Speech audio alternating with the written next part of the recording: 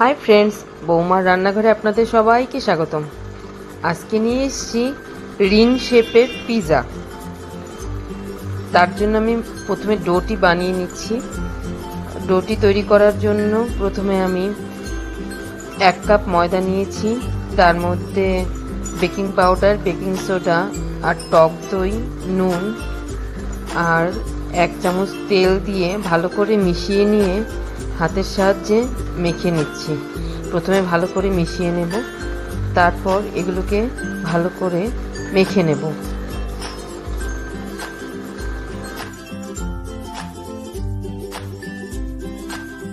মাখা হয়ে গেলে তারপর এটিকে আমি সামান্য একটু তেল ব্রাশ করে এটিকে 1 ঘন্টার জন্য ঢেকে রেখে দেব।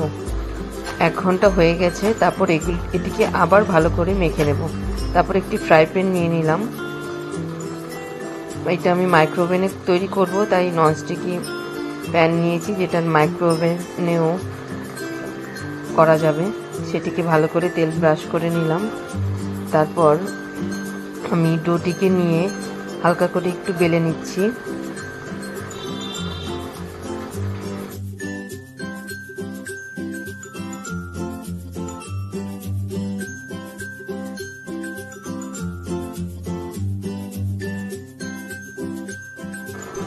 বেলে নিয়ে যেই পাত্রে আমি বেক করব তাতে আমি এটিকে ছড়িয়ে দিয়ে দিলাম ডোটিকে।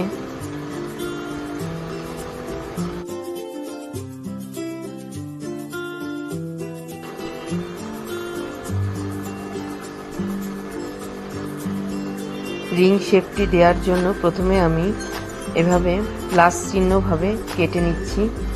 তারপর এইভাবে একটু ফ্লাওয়ার শেপে দেখুন এইভাবে করে কেটে নিতে হবে।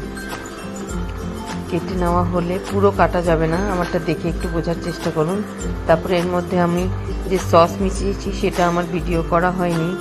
এটার মধ্যে আমি মেয়োনিজ আর পিৎজা সস মিশিয়ে একটি সস তৈরি করেছিলাম, সেটিকে ভালো করে স্পেয়ার করে দিয়েছি। তার উপর দিয়ে দিলাম আমি ক্যাপসিকাম আর পনির, বেবিকর্ন।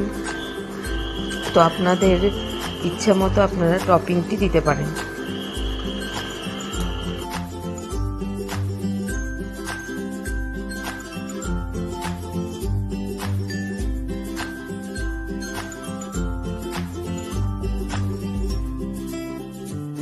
টপিংটা দেওয়ার পরে তারপর এটাকে মাঝখান থেকে এভাবে ফ্লাওয়ার শেপ দিতে হবে, কিন্তু আমি ভুলে গেছিলাম চিজ দিতে, যেটা সব থেকে মেন।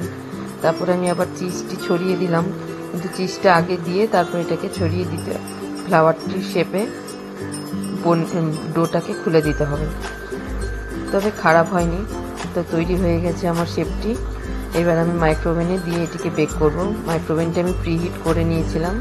এবার আমি 45 মিনিটের জন্য এটিকে বেক করে নিলাম। তৈরি হয়ে গেছে আমার রিং পিৎজা। দারুণ খেতে হয়েছিল।